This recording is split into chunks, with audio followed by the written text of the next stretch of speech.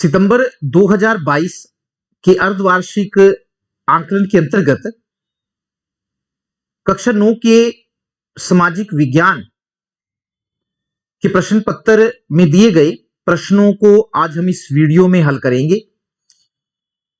तो सामाजिक विज्ञान के इस प्रश्न पत्र में कुल 23 प्रश्न आए थे और जिनके लिए कुल 40 अंक निर्धारित किए गए थे। कुछ बहुविकल्पिक प्रश्न थे, कुछ लघु उत्तर वाले प्रश्न थे और कुछ ऐसे प्रश्न भी थे जिनके उत्तर एक या दो वाक्य में देने थे। बाकी 2 प्रश्न ऐसे थे जो बड़े उत्तर वाले प्रश्न थे। सभी प्रश्न अनिवार्य थे। तो सबसे पहले हम पहले प्रश्न पर चलते हैं और पहले नंबर पर जो प्रश्न पूछा गया है वो है थियोसॉफिकल सोसाइटी के संस्थापक कौन थे।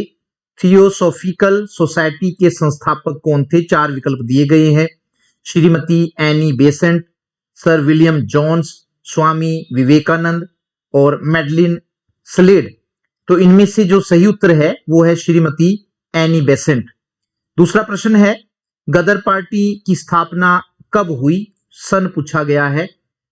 क जो है 1897, ख 1913 और ग 1910 और घ है 1942। तो सही जो डेट है वो 21 अप्रैल 1913 को गदर पार्टी की स्थापना की गई थी। तो सही विकल्प है ख 1913। तीसरा प्रश्न है भारत का सबसे पूर्वी देशांतर है डैश डैश किया हुआ है। 4 ऑप्शन दिए गए हैं। क 97 डिग्री 25 पॉइंट ई का मतलब ईस्ट या पूर्व जिसको कहते हैं और ख नंबर पर दे रखा है 68 डिग्री 7 पॉइंट ई मतलब ईस्ट या पूर्व। ग 77 डिग्री 6 पॉइंट ईस्ट और घ 82 डिग्री 32 पॉइंट ईस्ट। तो सही जवाब है 97 डिग्री 25 पॉइंट पूर्व जो है वो भारत का सबसे पूर्वी देशांतर है। ख प्रश्न है उत्तराखंड, उत्तर प्रदेश, बिहार, पश्चिम बंगाल और सिक्किम की सीमाएं लगती है। देश पूछा गया है कि कौन से देश से भारत के राज्यों उत्तराखंड, उत्तर प्रदेश, बिहार, पश्चिम बंगाल और सिक्किम की सीमाएं लगती हैं। तो वो देश है जिनसे सभी राज्यों की इनकी सीमाएं लगती हैं, नेपाल। 5वां प्रश्न है पूर्वी घाट की सबसे ऊंची चोटी है। पूर्वी घाट की 2 घाट हैं, पूर्वी घाट और पश्चिमी घाट। तो पूर्वी घाट की जो सबसे ऊंची चोटी है वो क नंबर पर अन्नाई मुड़ी, ख कंचनजंगा जो हिमालय पर्वत की चोटी है, ग महेंद्रगिरी और घ है खासी। तो सही जवाब जो है वो महेंद्रगिरी जो है वो पूर्वी घाट की सबसे ऊंची चोटी है। 6ठा प्रश्न है आसान सा बिल्कुल। नर्मदा नदी का उद्गम स्थल जहां से नर्मदा नदी निकलती है वो कौन सा है। इसमें भी 4 विकल्प दिए गए हैं। क सतपुड़ा, ख ब्रह्मगिरी, ग अमरकंटक और घ पश्चिमी घाट की ढलान। तो सही उत्तर है अमरकंटक वो जगह है जहां से नर्मदा नदी निकलती है। 7वां प्रश्न है सार्वभौमिक वयस्क मताधिकार से क्या तात्पर्य है। तो क है संपत्ति मालिकों को वोट देने का अधिकार देना, जिनके पास संपत्ति है सिर्फ उनको वोट देने का अधिकार देना। ख है महिलाओं को वोट देने का अधिकार देना। ग सभी वयस्कों का मतलब जिनकी उम्र जो है वोट देने की योग्य हो गई है उनको वोट देने का अधिकार देना। और घ है ऐश्वेतो मतलब जिनकी चमड़ी काली है को वोट देने का अधिकार देना। सार्वभौमिक पूछा हुआ है, सार्वभौमिक और वयस्क पूछा है। सार्वभौमिक का मतलब है सभी वयस्कों। तो सही जवाब है घ सभी वयस्कों को वोट देने का अधिकार देना। 8वां प्रश्न है कि संविधान सभा में उद्देश्य प्रस्ताव किसने पेश किया था। उद्देश्य प्रस्ताव 4 ऑप्शन इसमें भी दे रखे हैं। क नंबर पर डॉक्टर अंबेडकर, ख पंडित जवाहरलाल नेहरू, ग नंबर पर अल्लादी कृष्णा स्वामी अय्यर और घ नंबर पर है डॉक्टर राजेंद्र प्रसाद। तो जो उद्देश्य प्रस्ताव था जब संविधान सभा में पेश किया गया था वो पंडित जवाहरलाल नेहरू ने पेश किया था। तो सही जवाब आएगा ख। 9वां प्रश्न है निम्नलिखित में से कौन भारत में अप्रत्यक्ष रूप से निर्वाचित होता है। कौन अप्रत्यक्ष रूप से, सीधा नहीं बल्कि जनता द्वारा नहीं बल्कि जनता द्वारा चुने गए प्रतिनिधियों द्वारा निर्वाचित होता है। 4 ऑप्शन दिए गए हैं। विधानसभा के सदस्य जिनको हम एमएलए कहते हैं, जनता द्वारा चुने जाते हैं। लोकसभा के सदस्य जिनको हम एमपी कहते हैं वो भी जनता द्वारा चुने जाते हैं। राज्यसभा के सदस्य और घ नंबर पर है पंचायतों के सदस्य, तो पंचायतों के सदस्य भी जनता द्वारा प्रत्यक्ष रूप से चुने जाते हैं। तो इसका सही जवाब है जो अप्रत्यक्ष रूप से चुने जाते हैं और वो है राज्यसभा के सदस्य जिनको राज्यों के एमएलओ द्वारा नियुक्त किया चुना जाता है। 10वां प्रश्न है इनमें से कौन उत्पादन के लिए आवश्यक है? 4 ऑप्शन दे रखे हैं। क भूमि भी जरूरी है, ख श्रम और ग भौतिक या मानव पूंजी और घ है उपरोक्त सभी। तो सही जवाब है इसका घ उपरोक्त सभी, सारे के सारे उत्पादन के लिए बहुत जरूरी है। प्रश्न नंबर 11 से 15 जो हैं इनके उत्तर एक वाक्य में लिखने के लिए कहा गया है। प्रश्न 11 जो है वो है बंगाल का विभाजन किस गवर्नर जनरल ने किया? बंगाल का विभाजन किस गवर्नर जनरल ने किया? गवर्नर जनरल का नाम पूछा था, तो जिसके टाइम में ये विभाजन हुआ वो गवर्नर जनरल थे लॉर्ड कर्जन। और ये जो विभाजन हुआ था बंगाल का वो वास्तव में 1905 में हुआ था। तो सभी बच्चे इस तारीख को भी नोट कर ले, सन को भी नोट कर ले कि कब बंगाल का विभाजन हुआ था, किसी भी तरह से प्रश्न आ सकता है। 12वां प्रश्न है देश की अर्थव्यवस्था के लिए नदियां क्यों महत्वपूर्ण हैं? तो नदियों पर बांध बनाकर जल विद्युत पैदा की जाती है, बड़े बड़े बांध बनाए जाते हैं तो वहां जल विद्युत पैदा होती है और इस बिजली से उद्योग चलते हैं और उद्योगों में जो उत्पादन होता है वो देश की अर्थव्यवस्था के विकास के लिए जरूरी होता है। 13वां प्रश्न है प्रत्यक्ष लोकतंत्र क्या है? What is direct democracy? प्रत्यक्ष लोकतंत्र पूछा हुआ। लोकतंत्र का मतलब जनता का, जनता के लिए, जनता के द्वारा शासन, लेकिन यहाँ पर प्रत्यक्ष लोकतंत्र पूछा गया है। तो जब जनता स्वयं कानून बनाए और स्वयं सरकारी कर्मचारियों पर नियंत्रण रखे तो उसे प्रत्यक्ष लोकतंत्र कहते हैं। और इस प्रकार का लोकतंत्र का जो उदाहरण देखने को मिलता है वो ग्राम सभा है। गांव में वो अपने आप ही अपना शासन चलाती है। तो हम कह सकते हैं जब लोग स्वयं कानून बनाए, स्वयं सरकारी कर्मचारियों पर नियंत्रण रखे तो उस व्यवस्था को प्रत्यक्ष लोकतंत्र कहते हैं। 14वां प्रश्न है कि प्रस्तावना का क्या अर्थ है? किसको प्रस्तावना कहते हैं? तो संविधान का वह पहला, हम कह सकते हैं संविधान का वह, तो ये पहला, संविधान का वह पहला कथन जो संविधान में सबसे पहले लिखा जाता है, संविधान का वह पहला कथन जिसमें संविधान के आदर्शों और सिद्धांतों का वर्णन दिया होता है उसे संविधान की प्रस्तावना कहते हैं। वास्तव में प्रस्तावना संविधान की खिड़की होती है जिसमें से हम देख सकते हैं कि संविधान में क्या लिखा गया है। आगे जो शब्द लिखे होते हैं उसको ध्यान से पढ़ा जाए तो उसे पूरा संविधान पता लग जाता है कि हमारा संविधान में हमने कौन कौन से आदर्शों को प्राप्त करना है, कौन कौन से सिद्धांत उसमें दिए गए हैं। तो संविधान का वह पहला कथन जिसमें संविधान के आदर्शों और सिद्धांतों का वर्णन दिया होता है उसे संविधान की प्रस्तावना कहते हैं। ग्रामीण बेरोजगारी, अगला प्रश्न है 15वां। ग्रामीण बेरोजगारी के कोई 2 प्रकार लिखिए। गांव में जो बेरोजगारी पाई जाती है तो नंबर 1 पर आएगी छिपी हुई बेरोजगारी जो दिखाई नहीं देती है। लोग काम पर तो लगे हुए होते हैं लेकिन वास्तव में वो दिखाई नहीं देते हैं, छिपे हुए बेरोजगार होते हैं। और एक मौसमी बेरोजगारी है जब लोगों को पूरे साल काम नहीं मिल पाता है, कुछ मौसम में वो बेकार रहते हैं तो उसको मौसमी बेरोजगारी कहते हैं। तो 2 प्रकार की बेरोजगारी है, छिपी हुई बेरोजगारी और मौसमी बेरोजगारी। 16 से 18 तक के जो प्रश्न है उनके उत्तर जो है 20 से 30 शब्दों में लिखने के लिए कहा गया है। और उसमें पहला प्रश्न है प्रश्न नंबर 16, आर्य समाज आंदोलन पर संक्षिप्त टिप्पणी लिखिए। आर्य समाज आंदोलन पर संक्षिप्त टिप्पणी लिखिए। क्या था आर्य समाज आंदोलन? तो आर्य समाज की स्थापना स्वामी दयानंद सरस्वती ने 1875 में मुंबई में अपने गुरु विरजानंद की प्रेरणा से की थी। महत्वपूर्ण लाइन है, याद रखनी है आपने। 1875 में अपने गुरु विरजानंद की प्रेरणा से की थी। उन्होंने वेदों को ईश्वरीय ज्ञान मानते हुए वेदों की ओर चलो का नारा दिया। इसके अलावा उन्होंने हिंदू धर्म से अन्य धर्मों में गए लोगों को वापस हिंदू धर्म में लाने के लिए शुद्धि आंदोलन भी चलाया। उनका ये आंदोलन भी काफी क्या कहते हैं उसको मशहूर हुआ, शुद्धि आंदोलन, जिसका मुख्य उद्देश्य ये था कि जो हिंदू धर्म से अन्य धर्मों में लोग चले गए थे वापस उनको हिंदू धर्म में लाना। उन्होंने वर्ण भेद और बाल विवाह का विरोध किया तथा स्त्री शिक्षा पर उन्होंने बल दिया। प्रश्न नंबर 17 जो है मतदान के अधिकार का क्या महत्व है, महत्व पूछा गया है कि लोगों को जो वोट देने का अधिकार दिया गया है उसका महत्व क्या है।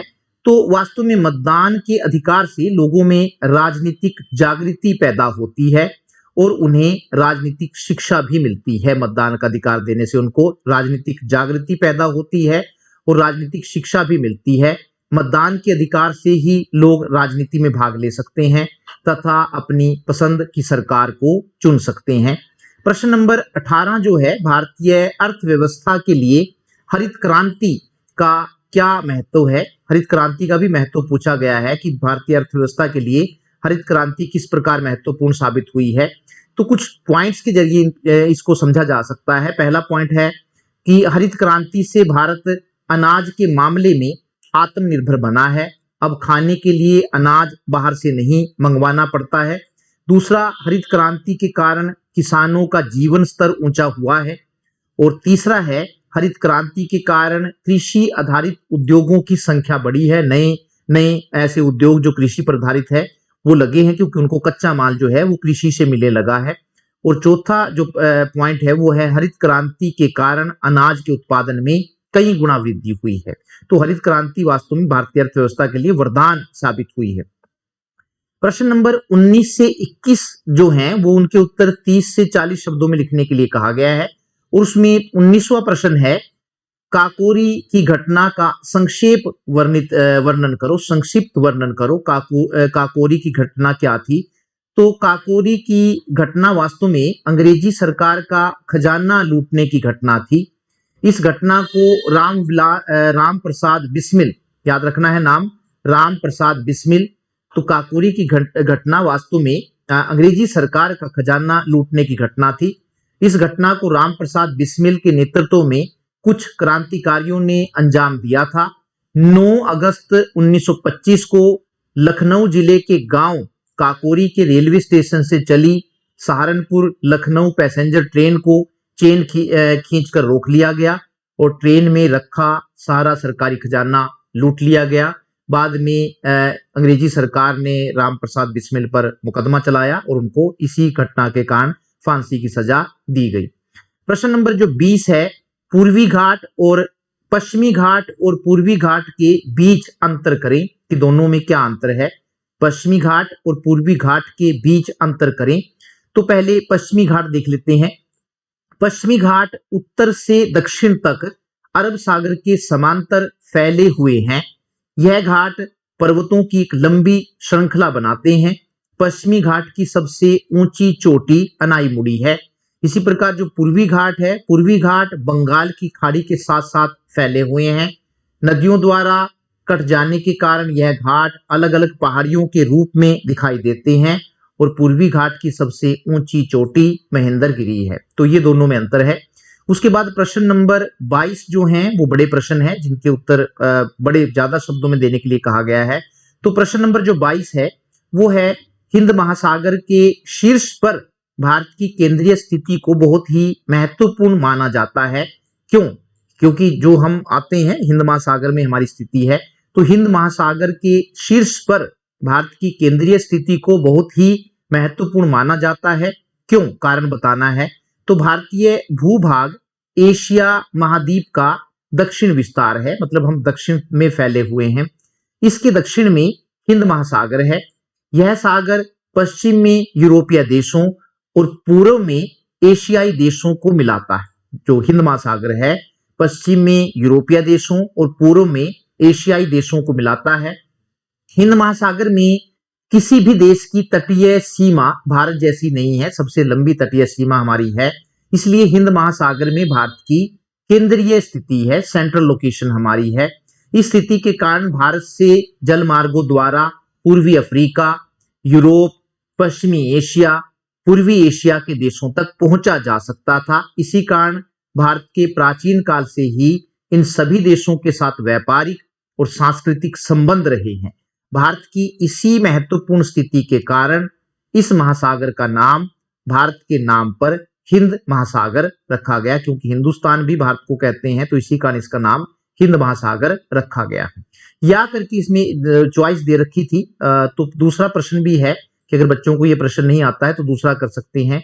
और वो है कि हिमालय और प्रायद्वीपीय नदियों के बीच अंतर स्पष्ट करो कि हिमालय से जो नदियां निकलती हैं और प्रायद्वीप से जो नदियां निकलती हैं तो दोनों में फर्क क्या है। तो पहले हिमालय से निकलने वाली नदियां की विशेषताएं क्या है। हिमालय की ज्यादातर नदियां बारहमासी होती है, अर्थात इनमें सारा साल पानी बहता है। इसका कारण यह है कि इन नदियों को वर्षा के अलावा ऊंचे पर्वतों से पिघलने वाली बर्फ से भी जल मिलता है। दूसरा जो विशेषता है हिमालय से निकलने वाली नदियों की कि ये नदियां बहुत लंबी हैं। तीसरी विशेषता है कि इन नदियों में क्योंकि सारा साल जल रहता है इसलिए इनसे नहरें निकालकर सारा साल सिंचाई की जा सकती है। चौथी विशेषता है कि ये नदियां अपने मार्ग के ऊपरी भागों में तीव्र अपरदन क्रिया करती हैं, मतलब काट छाट करती है, जमीन को काटती हैं और अपने साथ भारी मात्रा में सिल्ट और बालू का संवहन करती हैं। और पांचवी विशेषता जो हिमालय से निकलने वाली नदियों की कि ये नदियां गोर्ज बनाती हैं। इसी प्रकार प्रायद्वीपीय नदियों की अगर हम अंतर करें उनके साथ तो पहला है उसमें कि प्रायद्वीपीय नदियां मौसमी होती है। मौसमी का मतलब ये है कि इसलिए इनमें कि सिर्फ जब पानी बरसात में जब बरसात होती है तभी पानी बहता है, इसलिए इनमें सारा साल पानी नहीं बहता है। दूसरी विशेषता है कि ये नदियां कम लंबी हैं हिमालय पर्वत से निकलने वाली नदियों की तुलना में। तीसरी, इन नदियों में क्योंकि सारा साल जल नहीं रहता है इसलिए इनसे सारा साल सिंचाई नहीं की जा सकती है। और चौथी, अपर्दन जो इनकी अपर्दन क्षमता कम होती है इसलिए इनमें अवसाद जो गंदगी है अवसाद की मात्रा भी कम होती है। और पांचवा है सिल्ट जो बालू है वो कम इनमें मिलता है। और पांचवा है कि ये नदियां जल प्रपात बनाती हैं, झरने बनाती हैं, पानी ऊपर से गिरता है। तो दोनों प्रकार की नदियों में ये मुख्य मुख्य से अंतर है। 23वां प्रश्न है जो पूछा गया है, लोकतंत्र किसी भी अन्य प्रकार की सरकार से बेहतर है। इसके पक्ष में तर्क दीजिए कि कैसे आप इस बात को स्पष्ट करेंगे कि जो लोकतांत्रिक शासन प्रणाली है वो दूसरी शासन प्रणालियों से बेहतर है। तो कुछ पॉइंट्स के जरिए इस बात को हम स्पष्ट कर सकते हैं। उसमें पहला है कि लोकतांत्रिक शासन प्रणाली में सरकार अपने सभी कामों के लिए जनता के प्रति जवाबदेह होती है, जबकि दूसरी शासन प्रणालियों में ये विशेषता नहीं पाई जाती है। तो लोकतांत्रिक शासन प्रणाली में सरकार अपने सभी कामों के लिए जनता के प्रति जिम्मेदार जो या जवाबदेह होती है। यदि सरकार ठीक प्रकार से काम नहीं करती तो अगले चुनाव में लोग ऐसी सरकार को बदल देते हैं। दूसरा जो कैसे वो बेहतर है दूसरी शासन प्रणालियों से, लोकतंत्र में सभी फैसले व्यापक विचार विमर्श के बाद लिए जाते हैं। अगर किसी मसले पर अनेक लोगों की सोच लगी हो तो उनमें गलतियों की गुंजाइश कम से कम हो जाती है, क्योंकि जो निर्णय जब लिया जाता है तो बहुत सारे लोगों से व्यापक विचार विमर्श करके लिया जाता है। और जब बहुत सारे लोग व्यापक विचार विमर्श के बाद निर्णय देते हैं तो उसमें गलतियों की जो गुंजाइश है वो कम से कम हो जाती है, इसलिए लोकतंत्र में बेहतर फैसले लिए जाते हैं। तीसरी जो इसकी विशेषता है वो है कि किसी भी समाज में अलग अलग लोगों के अलग अलग विचार होते हैं, तो अलग अलग विचारों के लोग रहते हैं। उदाहरण के लिए भारत जैसे देश में जहां अलग अलग भाषा और जातियों के लोग रहते हैं वहां लोगों के विचार एक जैसे नहीं हो सकते। जब अलग अलग विचार होंगे, अलग अलग जातियों भाषाओं धर्मों के लोग रहते हैं तो उनके विचार भी अलग अलग होते हैं। जब विचार एक जैसे ना हो तो इससे विचारों में टकराव पैदा होता है। अब क्योंकि लोकतंत्र में सभी को अपने विचार प्रकट करने की स्वतंत्रता होती है इसलिए लोकतंत्र विचारों का टकराव नहीं होने देता है। तो ये भी एक बात है जिसके कारण हम कह सकते हैं कि लोकतांत्रिक शासन प्रणाली दूसरी शासन प्रणालियों से बेहतर है। और एक चौथा भी है बात कि लोकतंत्र में सभी नागरिकों को समान माना जाता है। इसमें किसी भी नागरिक के साथ धर्म, जाति, भाषा तथा लिंग के आधार पर कोई भेदभाव नहीं किया जाता है।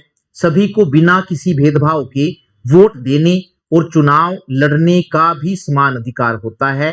तो इससे जब ये सारे के सारे कोई भेदभाव नहीं किया जाता है तो इससे नागरिकों का सम्मान बढ़ता है, जबकि दूसरी शासन प्रणालियों में ऐसी विशेषताएं नहीं पाई जाती हैं। तो इस प्रश्न में भी अगर किसी को ये प्रश्न नहीं आता है, चॉइस दी हुई है, पसंद दी गई है, बच्चे दूसरा प्रश्न भी कर सकते हैं। और दूसरा प्रश्न जो दे रखा है वो है कि भारत एक संप्रभु समाजवादी धर्मनिरपेक्ष लोकतांत्रिक गणराज्य है। भारत एक संप्रभु समाजवादी, धर्मनिरपेक्ष, लोकतांत्रिक, गणराज्य है। समझाइए कैसे है, मतलब ये चारों की चारों जो विशेषताएं हैं वो कैसे हैं। तो संविधान की प्रस्तावना में भारत को पूर्ण प्रभुसत्ता संपन्न, समाजवादी, धर्मनिरपेक्ष, लोकतांत्रिक, गणराज्य घोषित किया गया है। अब इन शब्दों के अलग अलग अर्थ है जो सारे के सारे आए हैं।